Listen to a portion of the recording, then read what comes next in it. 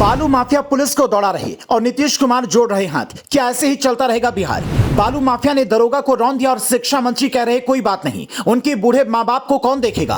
पत्नी अस्पताल में भर्ती, सदमे में माता पिता। इस परिवार को क्या जवाब देंगे बिहार के सीएम नीतीश कुमार? बिहार में गजब की बहार है। बालू माफिया एक दरोगा को ट्रैक्टर से रौंद देते हैं, अस्पताल में पड़ी पत्नी का सुहाग गुजर जाता है, बूढ़े माता पिता सदमे में चले जाते हैं, पूरा पुलिसिया सिस्टम बालू माफिया के आगे नतमस्तक हो जाता है। और बिहार की ज्ञानी शिक्षा मंत्री कहते हैं कोई बात नहीं, मुख्यमंत्री हाथ जोड़ लेते हैं। कोई बात नहीं कहने वाले शिक्षा मंत्री से क्या नहीं पूछा जाना चाहिए कि रामचरितमानस पर तो बड़ा ज्ञान बघाड़ते हैं, अपने प्रदेश की कानून व्यवस्था पर कुछ नहीं बोलिएगा।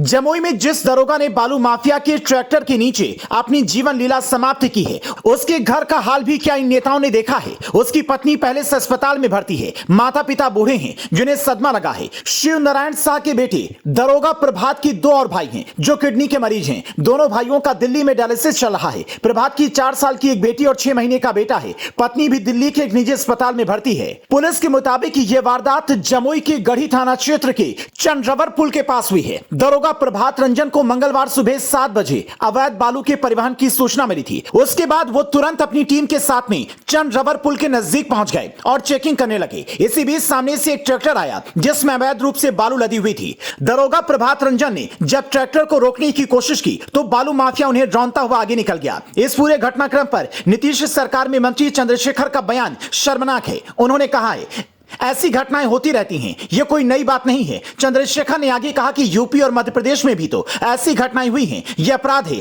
कानून के मुताबिक दोषियों को सजा दी जाएगी। चंद्रशेखर से पूछा जाना चाहिए कि क्या आप यूपी और मध्य प्रदेश में सरकार चला रहे हैं? जब वहां कुछ होता है तो वहां की सरकारें जवाब देंगी। क्या यही बात वो दरोगा के माता पिता से जाकर बोल सकते हैं? क्या यही बात चंद्रशेखर उस दरोगा की बीमार पत्नी से जाकर बोल सकते हैं? क्या बिहार के शिक्षा मंत्री यही बात दरोगा के मासूम बच्चों को बोल सकते हैं? कमाल शिक्षा मंत्री हैं और कमाल है बिहार की सरकार। इतनी असंवेदनशीलता किस लिए? नीतीश कुमार विधानसभा में खड़े होकर खूब सेक्स एजुकेशन दे रहे थे, लेकिन अब नहीं बोल रहे हैं। पत्रकार कोई सवाल ना कर ले इसलिए दूर से ही हाथ जोड़कर निकल जा रहे हैं। लेकिन क्या इसलिए बिहार की जनता ने उन्हें सीएम की कुर्सी पर बैठाया था? नौकरियों पर क्रेडिट लेने वाले तेजस्वी यादव भी गायब हैं। क्या उनको इसका क्रेडिट नहीं चाहिए? बिहार की सुरक्षा व्यवस्था और कानून का इस कदर लचर राज का क्रेडिट कौन लेगा? क्योंकि जनता जंगल राज बोलेगी तो जनाब को बुरा लग जाएगा। बिहार में पिछले कुछ समय से जिस तरह से अपराध बढ़े हैं उसने जंगल राज की दस्तक सी दी है। कई लोग कहने लगे हैं कि जंगल राज आ रहा है, लेकिन इससे तेजस्वी यादव चिढ़ जाते हैं। तो वहीं बता दें कि एक दरोगा को कोई बालू माफिया सरेआम रौंद देता है तो यह किस श्रेणी में आएगा और उसके अंदर इतनी हिम्मत कहां से आई?